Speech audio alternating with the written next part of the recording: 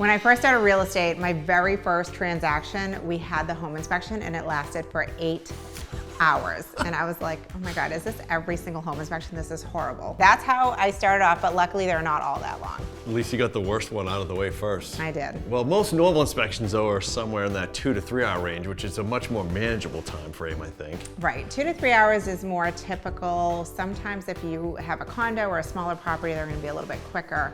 But the best thing to do is just call your home inspector ahead of time and ask for a range. But typically, I would count in that 2 to 3 hour range. During home inspections, some people like to be with the inspector the whole time, some people don't. But if you're not gonna be with the inspector the entire time, the most important places to be are the basement and the attic. Yeah, those are really the heartbeat of the house, right? You get your electrical, your plumbing, insulation, all sorts of things, foundation, you know, stuff you really want to look at. It's going to make that house run and fine-tune for you. So you want to pay attention to that. Right, like if you're buying a car, you want to look under the hood. This is the equivalent in a house. And remember, as you're going through, if the inspector's talking about stuff that you don't understand, don't be afraid to ask questions. No questions are dumb questions. Do you know if these will fit a standard Frisbee?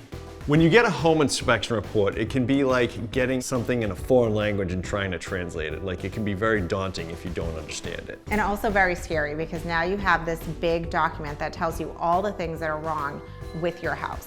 When I was buying my first house, I was just horrified after the inspection. I was like, there's no way I can buy this house because it has all these things wrong with it.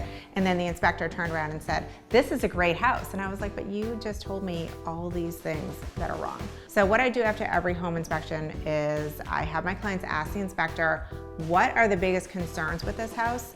And is there anything that you would think is a deal breaker? And that will help you kind of focus in on the things that need to be addressed first. Once you get an offer accepted on a house, timing is everything. You want to get your inspection done as early in your contingency period as possible because sometimes there are follow-up inspections that need to be done.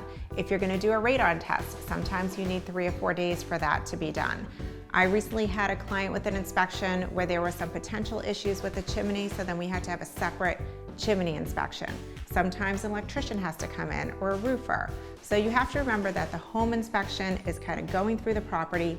Sometimes things are red flagged and then you need additional inspections in order to figure out what's going on. So what you want to understand is that your home inspection is a summary, and within that summary, you might have some other issues that you have to bring a specialist in, and you want to make sure you have enough time to do that. Clock is ticking.